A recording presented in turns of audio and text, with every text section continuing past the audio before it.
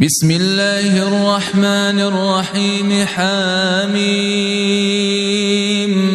تنزيل الكتاب من الله العزيز العليم. غافر الذنب وقابل التوب شديد العقاب ذي الطول لا إله إلا هو إليه المصير.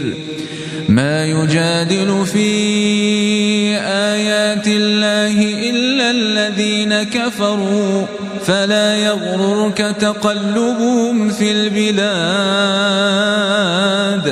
كذبت قبلهم قوم نوح والأحزاب من بعدهم وهمت كل أمة برسولهم ليأخذوه وجادلوا بالباطل ليدحضوا به الحق فأخذتهم فكيف كان عقاب. وكذلك حقت كلمة ربك على الذين كفروا أنهم أصحاب النار. الذين يحملون العرش ومن حوله يسبحون بحمد ربهم ويؤمنون به ويستغفرون للذين آمنوا ربنا وسعت كل شيء رحمة وعلما فاغفر للذين تابوا واتبعوا سبيلك وقهم عذاب الجحيم.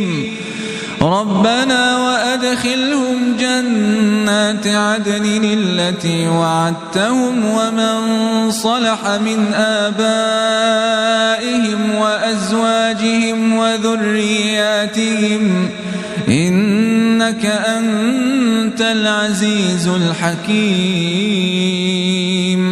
وقهم السيئات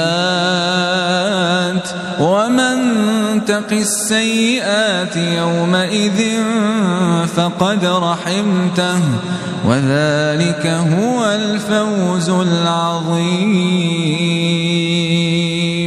إن الذين كفروا ينادون لمقت الله أكبر من مقتكم أنفسكم إذ تدعون إلى الإيمان فتكفرون.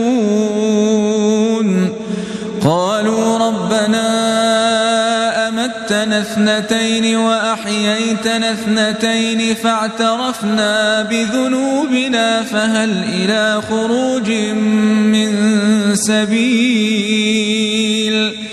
ذلكم بأنه إذا دعي الله وحده كفرتم وإن يشرك به تؤمنوا فالحكم لله العلي الكبير.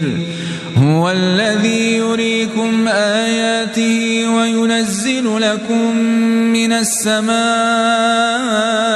رزقا وما يتذكر إلا من ينيب.